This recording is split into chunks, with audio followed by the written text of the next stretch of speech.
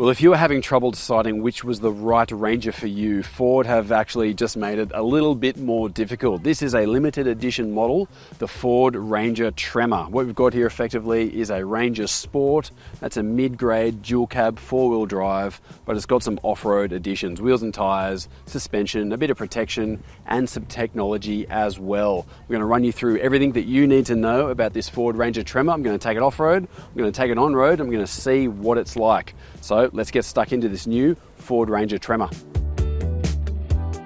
The Ford Ranger Tremor is a limited run for 2024 with 1,150 examples slated for the Australian market.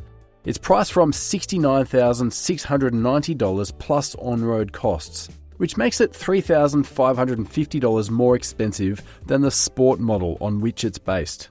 Now, that's the 2-litre bi-turbo Sport model, by the way, not the V6 powered Sport, which is available outside of Tremor. But there are a couple of other differences worth noting here. Instead of the more rudimentary part-time 4-wheel drive system of other 4-cylinder Rangers, this Tremor gets the more sophisticated clutch-based 4-wheel drive setup, and that allows for 4-driven wheels on the blacktop in 4A mode. Ranger Tremor also gets AdBlue on the 4-cylinder engine, which the Everest has more broadly as an SUV, but Ranger historically has only had it for the Wildtrak X and this Tremor model. Now, this makes the Ranger Euro 6 emissions compliant, but drivers will need to be aware of the level of fluid left in that 18-litre tank on board. Key upgrades for this Ranger Tremor include General Grabber all-terrain tyres in a light truck construction, Bilstein shock absorbers at all corners with position-sensitive damping and piggyback-style external reservoirs, and there are some springs in there that give a 26mm suspension lift. Different wheels bump out the wheel track to 30mm, and that is accommodated by a small set of fender flares. On the inside, there's Tremor-branded vinyl seats and rubber floor mats, a leather-wrapped steering wheel and gear shifter, an 8-way power adjustment for the driver only. There's also a 10.1-inch infotainment display in this model with Apple CarPlay, Android Auto, digital radio and native navigation. There's 2 12-volt power outlets in the cabin along with another one in the tub and 3 USB power outlets along with a wireless charging pad. Alright, so what makes this Tremor different from the outside? Let's just have a quick look. One thing I've noticed, and I think it's really cool actually, is this blacked out Ford logo. You've got a darker front here in terms of the grille.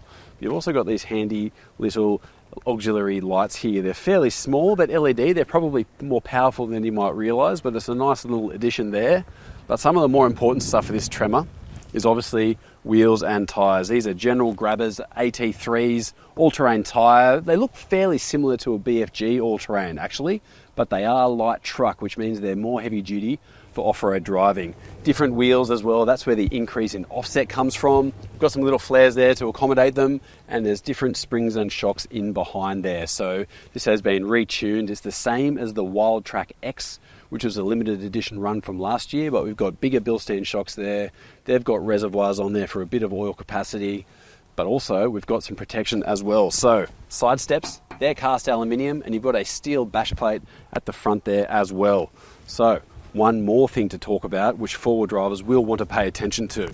You've only got the choice of a bi-turbo 4-cylinder diesel engine, and it comes with AdBlue, so don't forget to top that up, especially if you're going on a long journey.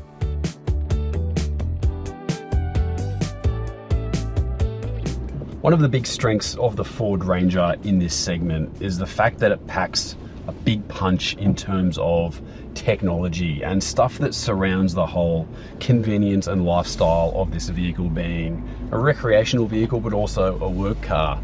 And off-road, it's the same story, and while the Sport spec might not get all the bells and whistles in terms of the heated and vented seats and all that kind of jazz, off-road, this thing does feel really, really good in terms of tech. So the first thing to talk about in that regard is all of the selectable drive modes that you have here, and there's quite a few. Not all dual cab utes have any drive modes. Some have maybe 1 or 2 to choose from, but we've got a lot here, and it actually includes rock crawl, which is borrowed from the big brother Ranger Raptor. You've got a diff lock, obviously. You've also got uphill and downhill speed assistance, so almost like an off-road cruise control, similar to what you get in Land Rovers and Land Cruisers and that sort of thing. It's a very smooth system as well, I have to say. You can control it nice and easily. So for someone who maybe isn't as confident off-road, they will really love these features because it can put you right in control of what's happening. One little thing that I love, you'll just notice I turned that parking sensor off there. It's right there, it's not buried, and it stays off because, like you'd know, if you do a bit of full driving out in the bush, they can go off all the time as you're going near bushes, and it's actually really annoying. So it's nice to see that feature easily turned off for when you don't want it. But this Tremor, in terms of the modifications done to it, so different suspension, we've got a little bit of a lift there, we've got different tyres, general grabber, light truck tyres, and you've also got a bash plate there. It makes this four-wheel drive just better. The Ranger is a good vehicle off-road already, but what this does, it makes it a bit better again. No, it's not a Raptor, SL Warrior, something like that. I suppose it might be similar. Now you've also got this trail turn assist, which is something else you'll see in something like a Land Cruiser 300 series, some GWM tank vehicles as well. And what that does is when you're at low speed and the diff lock is off, once you press this button on the screen here, and then you do a full lock turn, it'll brake that inside rear wheel to reduce your turning circle effectively, and it does really work. Now Ford reckons that that trail turn assist feature will reduce the turning circle of this Ranger, which, don't forget, does have a pretty big turning circle, by about 25%. And well, I haven't really measured it, but I would tend to believe it from the seat of the pants. You can really feel it working, especially if you start to nose up to a bit of a berm or a high point on the track. The car feels like it really starts to rotate, and it is a handy feature, especially if you like driving in some really tight tracks, things like the Victorian High Country and that sort of thing, just saving having to do lots of three-point turns all the time. It is a good feature. And the suspension tune itself is good, I think. The increase in ride height is obviously good for off-road, but there's a bit of extra firmness there. So with the jitteriness that you do get off-road, that will be negated by the fact that you'll probably have some weight in this vehicle, or at least you should probably think about it.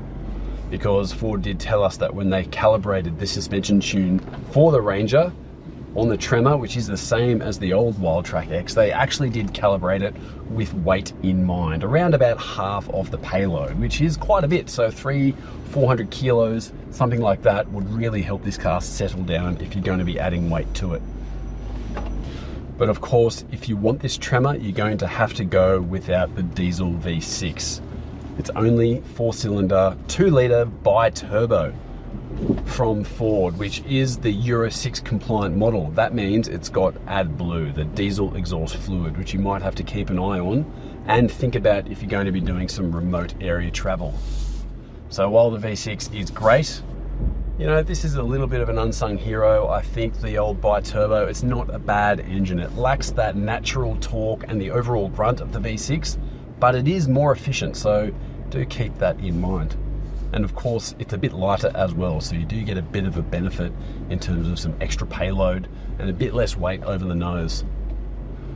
The Ranger is one of the more refined utes overall in terms of everyday town driving and on the highway and that sort of thing, but you do get a nice sense of refinement off-road as well, I have to say. The electric power steering, it's nice and light, it feels good. The throttle is fairly well calibrated, and even though you do have 10 speeds in this gearbox, does seem to be better natured these days than what it was when it first came out in the previous generation Ranger.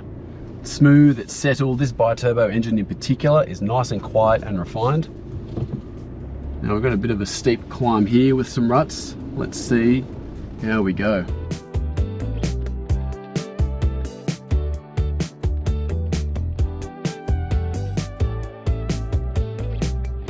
All right. Well, just drove that very easy. Rear diff lock on. The traction control still does work on the front diff. I've been told that it's calibrated a little bit differently, probably more gently, I suppose, but it does work well, and it means that this Ranger can actually take on some fairly challenging terrain if you drive it in the correct manner, and that means keeping the throttle nice and steady and let the electronics of this car actually help and try and figure out the problem. Once you do that and figure it out, this thing does feel pretty capable, quite confident as well.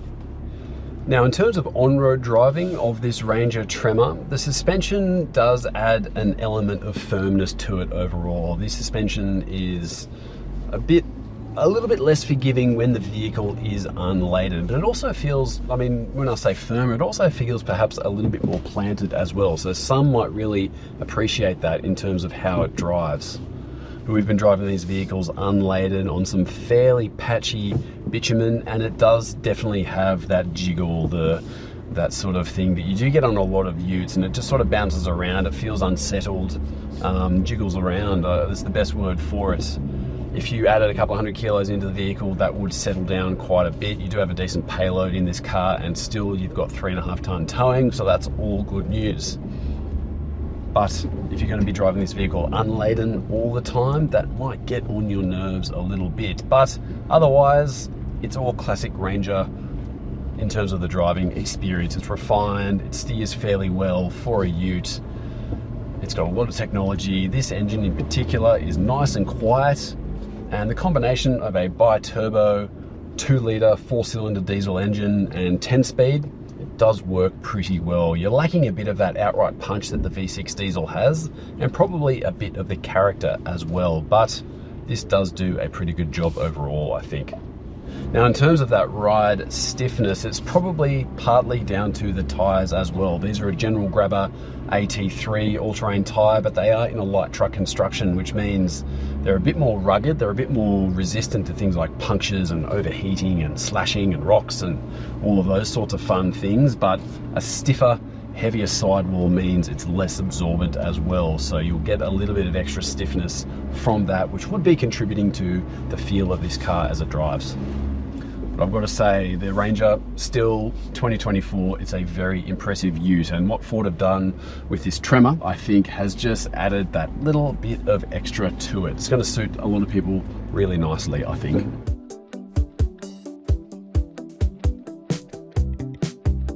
While we all might really love the wild tracks and the Raptors of this world in terms of the Ford Ranger range, I think things like Sport and XLT make the most sense for astute buyers. The asking price does drop down quite a bit. You don't get all those nice bells and whistles, but this is still a really nice ute overall in that mid-range guise. And I've got to say, in terms of value, this Tremor, you're looking at about $3,500 more than a Sport on which it's based. And when you think about things like wheels, tyres, decent tyres as well, by the way, a good suspension setup, and a lot of other little bits and bobs around the place, it does seem like good value. If you're going to spend $3,500 directly in the aftermarket, which you probably still might with this car, you probably won't get as much bang for buck. So this does seem to make sense. It still drives well. It's set up for forward driving and touring and all of that sort of thing. And don't forget, because we've got a bit more track width here and we've also got a little bit more ride height, you're actually set up for more future modifications a bit more comfortably